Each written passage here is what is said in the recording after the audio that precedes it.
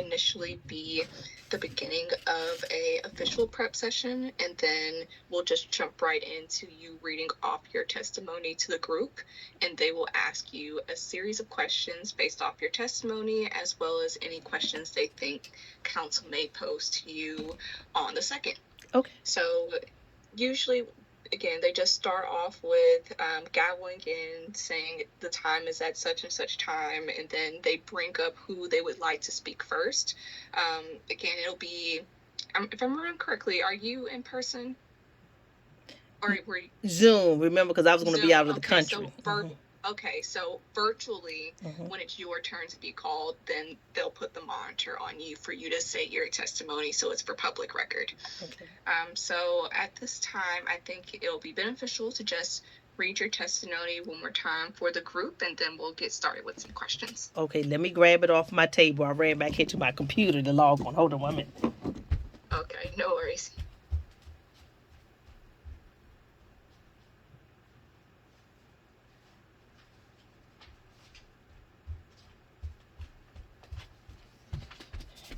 Now, I just want to say there were some edits, and I don't have the edited version yet, so I'll read off the one that I have because the edited version is on my computer, and I can't pull it off because I have you all on the phone. Gosh, I don't know what this thing was for. So it says, "Good morning, Chairman Mendelson, members of the committee and staff. My name is LaShawn Adams. It is my pleasure to stand before you and testify today. I am humbled at the opportunity to serve on the Commission for D.C. Government's Office of Employee Appeals. I am a current Washingtonian residing in Ward 8 under Trayvon White's leadership. I was born and raised in Southeast Washington, D.C., and have lived in Wards 7 and 8 for the past... Ms. Adams? Yes? Really quickly, do you have access to the new version we sent, or are you saying you only have access to the old version? Hold on. If I pull it up, it may take you all off, but hold on. I can pull it up right now. Okay. Yeah, we can, as long as we get the content. Okay. We can bounce back to see you. Okay, here's the new version. Okay. Oh my goodness. Good morning, Chairman Bonds, members of the committee and staff. My name is LaShawn Adams. It is my pleasure to stand before you and testify today.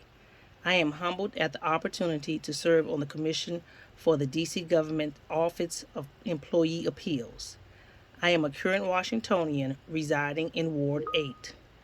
I was born and raised in Southeast Washington, D.C., and have lived in Wards 7 and 8 for the past 55 years.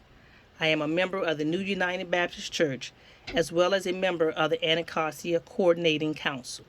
Additionally, for the past 6 years, I have served as a president of 2 condominium associations in Southeast Washington, D.C.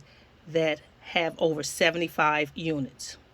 I was educated in the Archdiocese of Washington, D.C., where I attended Our Lady of Perpetual Help Elementary School in Southeast and graduated from Holy Spirit High School in Northeast, formerly St. Cecilia's High School, in 1987. In 1994, I received my Bachelor's of Science degree in Finance from Howard University. My first jobs, even as a high school intern, were in government service at the Peace Corps headquarters, then as a college intern for the Federal Deposit Insurance Corporation and the Department of Justice. After graduating from Howard, I started my career with the federal government as a human resources assistant at DOJ's HR office. I have served in various HR roles for a range of government agencies, including the Department of Justice, the Department of Labor, the Government Printing Office, the Department of Transportation, and the Federal Aviation Administration. I am eager to serve the district government too. I would be a strong candidate for the commission as I have 35 years of federal experience serving in various HR positions throughout the federal sector. I have been awarded the highest level award from the Department of Justice's Justice Management Division. Also, I served on several award-winning federal intra- and interagency HR committees. I attended various HR leadership I attended various federal HR leaderships as well as executive leadership programs. My HR experience includes, but is not limited to, areas such as staffing, training and development, employee and labor relations, mentoring, payroll, human capital, benefits and retirement, equal employment opportunity, FOIA, etc. I have worked to bridge gaps between managers, local labor unions, and employees on a variety of issues, resulting in effective solutions for all parties. My work philosophy is to be creative in everything I do for the workplace or any organization where I volunteer my time, though I understand that the key criteria for a board member for the Office of Employee Appeals is not so much creativity as an ability to apply the appropriate law to the facts to reach the legally appropriate solution. At work, I pride myself on developing unique solutions to complex workforce problems as I'm very passionate about helping the workplace be the best place it can be for all parties. My intent has always been to get people to a place where they love their work, respect their workplace and its policies, work cohesively with their co-workers and managers, and complete the mission of the agency effectively. My goal is always to bring people together to resolve problems fairly and objectively. If appointed to the Commission, I will bring a sense of fairness and justice to the Commission. I will strive to be as objective and fair as possible with all parties involved. Thank you again for the opportunity to testify today. I welcome any questions you may have. Okay, and that's it. Let me get back to you all on the. Okay, there you are. Okay, I can see you all now. Alright. I'll now pass it to either Jake or Kimberly to start off with some questions.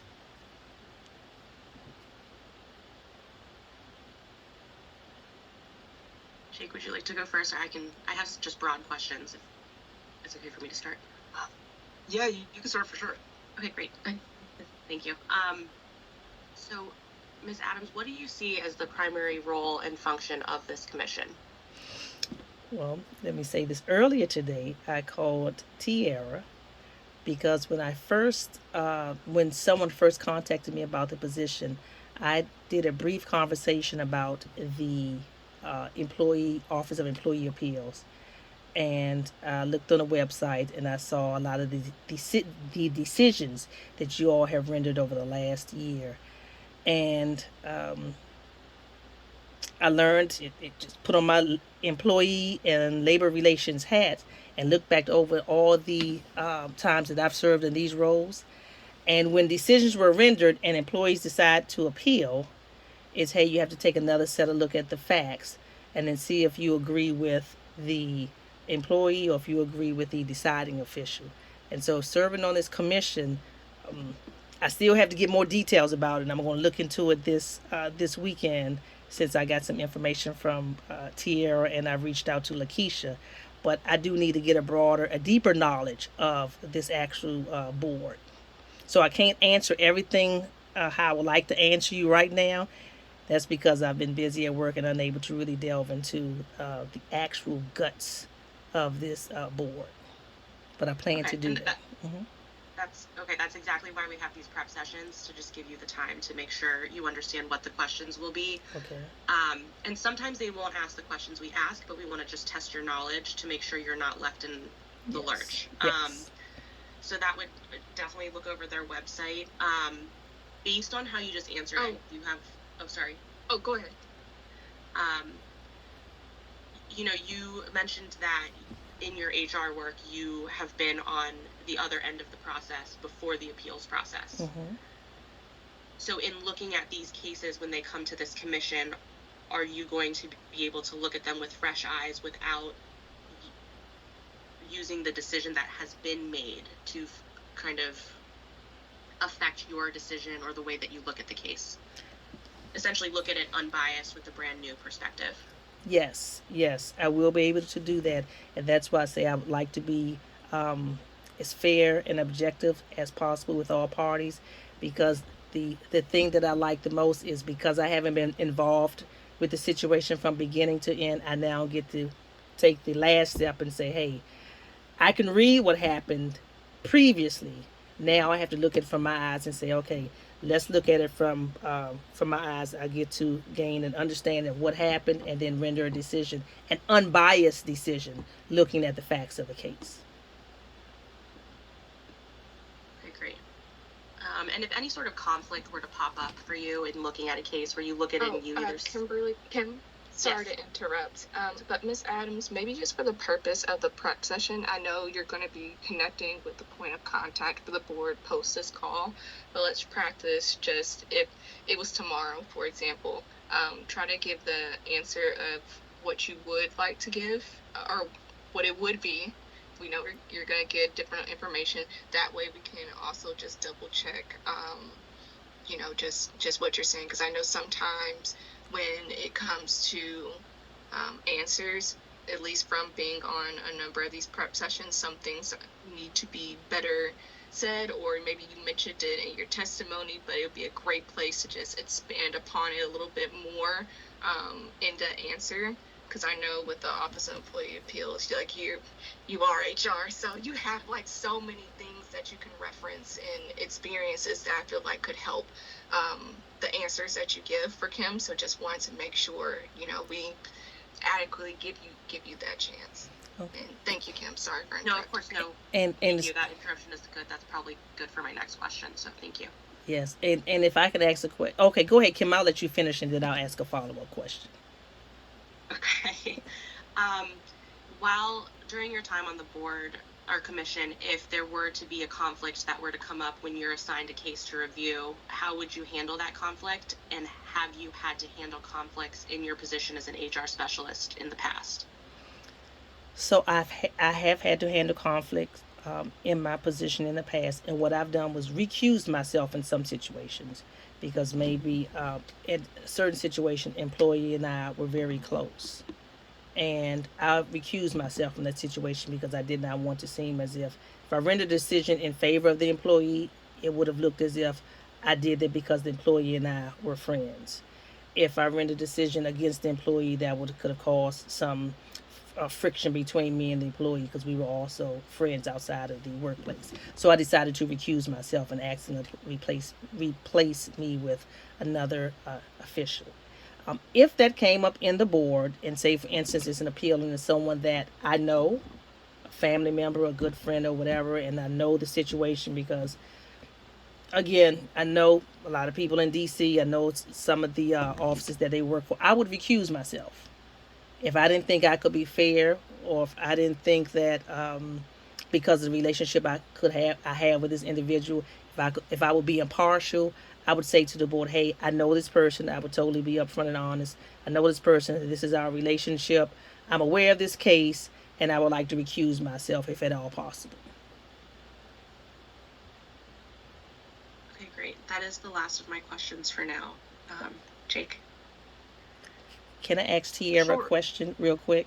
Oh. Tierra, earlier when you were telling me to give your example, can you expand on that a little more? Because I was kind of not lost, but when you tell me, make sure I give an example or speak to, can you tell me exactly what do you mean by that? Intuitively, you just did it. Like, she asked you, like, have you ever had that past case, and then you brought up an example of, like, Okay. when you had to recuse yourself. So I'm saying in other questions that they may ask you, just like you did, if you have examples that can testify to, this not being your first time, this may be your first, government type of appeals process that you may be going through, but you are familiar and could quickly come up to date to learning the rules and regulations needed to do the job. Okay. So that's all I was getting at. It's like, even though this is a new position, you've done things in the past that make you a good fit for these new things that you're about to learn. Okay. Thank you. Okay, so I'll keep a simple question that they could possibly ask. So, what motivates you to serve on the OEA?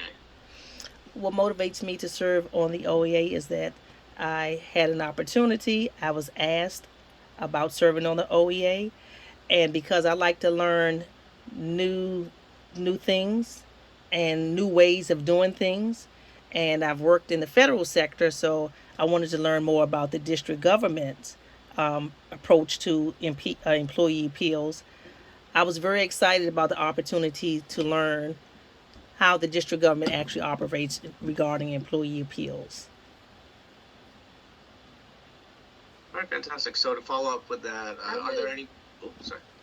I was gonna say I would even bring up, and maybe if you get asked that question, to speak on like your 35 years. I think if I'm remembering your testimony correctly, like you have 35 years of HR experience, so you can add that, like, not Okay. necessarily like your accolades, but like your history, to say like, hey, these are how I feel like I'm going to be catering towards the board as well, outside of just like, because they understand you're going to be learning, but I think a good message to leave too is that, you know, you are qualified, and I think that's what we're just trying to Yeah. Okay. get to council to know.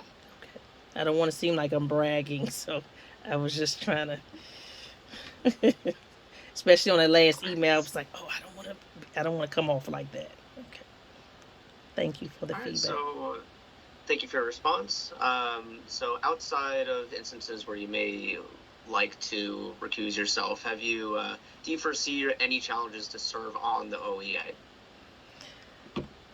No, I don't foresee any challenges. I've had 35 years of federal experiences, and so I've worked in various HR roles, and I've done the full gamut of HR, and so challenges come up, and I learn to work around them and to make sure that I work with the board and make sure the work is done timely and efficiently, and again try to make sure that I learn as much as possible. And the things that I don't know, I'm a good researcher. I like to learn and I also like to pick other people's brains. And again, those years in federal service has really helped me to be kind of well rounded in a lot of areas. So it will be a good challenge for me, and it motivates me to learn more, to do better, and to again color my resume, as I like to say, because I have federal experience and now I get to gain some district government experience.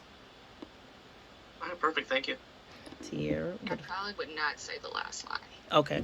All right. Like, I you was don't just want, about to say that. like, Okay. it sounded like I'm doing this job for a resume booster. Oh, So I okay. probably would say, Okay. say And the last bit. But okay. up until that, Up we're until good. the and because I always tell people to, when I'm talking to the federal, not anybody, I always say, hey, color your resume, because in the staffing area they tell you when we're doing qualifications we like to see experience in all different areas, and it looks so good when it's colorful. But thank you, I know not to say that. And just as a follow up to that, on the question of why you would be interested in serving the commission, your answers are great. I just think for this purpose, it's very it's going to go by pretty quickly, and council's going to want to keep moving through what they have done for the day. So your answers are great, and they're going to want to know more about you, but just maybe try to keep them more concise. Okay. So like, why are you interested in serving the commission? I'm interested to serve the district. I have not had the opportunity to serve my community, and I'd like to use my 35 years of HR experience to serve my community and the district. And this was the perfect opportunity to do so. So just like a very simple, like framing it in the sense of you want to serve your community. You know, you have a lot of experience doing that already with everything you've already have listed in your testimony. So just tying this specific position back to that, I think is great. And then I understand why you're saying the learning, and if you don't know something, you want to learn more about it. My concern is that that's just going to raise an opening of being able to ask questions about what you don't know. Okay. And this is just my lawyer side of my brain thinking. So maybe just, you have 35 years of experience. It's not braggy to say I've been in HR for 35 years, because anyone's going to look at that and say, wow, you have a lot of patience. Because my husband's an employment lawyer in the federal government, and the things I hear and how much venting he does, I don't know how anyone does it. Yes. So just that alone of 35 years of federal HR experience is going to light a light bulb for them, saying, wow, she knows a lot of stuff. Okay. She's dealt with a lot of things. She's seen a lot of things. I'm sure things that we would never even understand actually happened or believe would actually happen. So it's not braggy. I think it really just goes towards showing that you have the experience for this and you're going to know what's going on and what the work is. So no need to kind of, and I understand that humble side of not wanting to be braggy, but the 35 years says you do know it.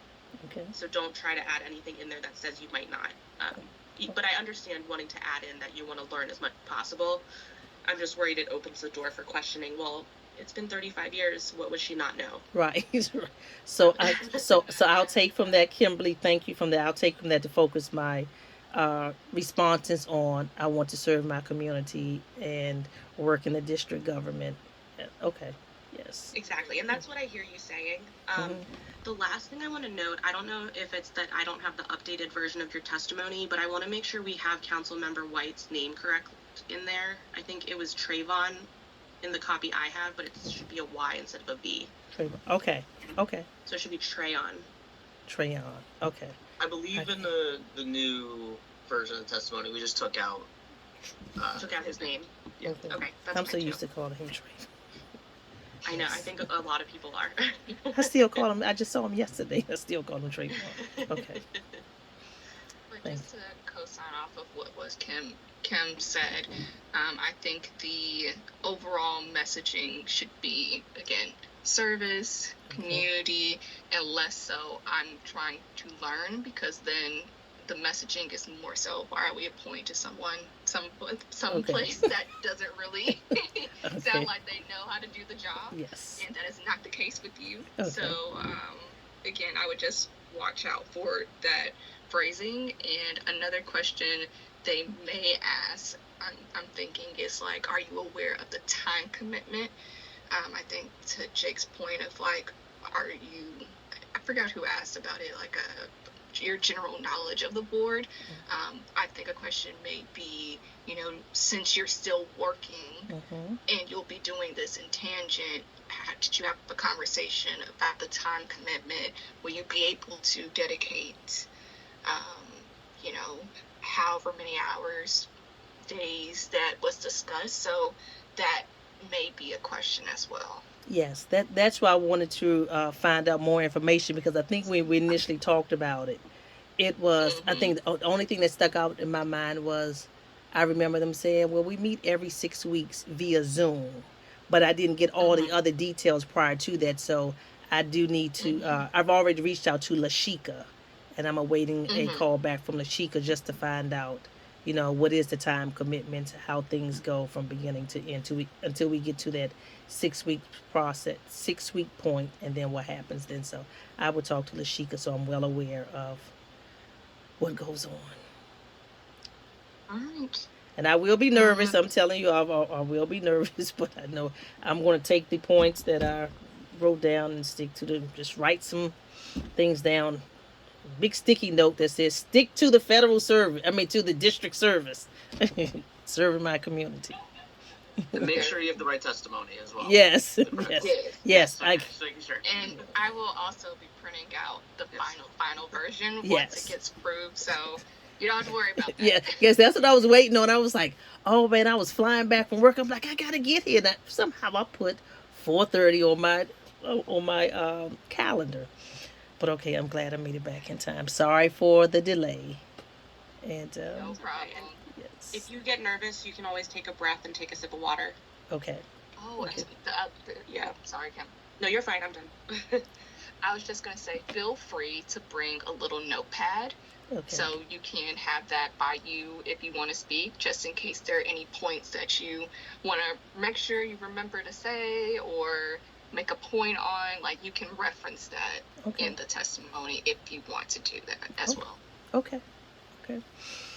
So it's All right. when no more prep. I just see everybody on Tuesday, or Yeah, No more prep. that's about it. Okay. I will send you the final versions of everything in one email. I'll also be circulating that to council, and I'll print out different copies for you to have as well. So when you get here, it'll be readily available. And I did send out a calendar meeting listing out directions and how to get to the MODA office, and I will walk you down and be with you in the council session as well. Actually, I did it on Zoom, remember, because I was going to be... Oh, Zoom. Yes.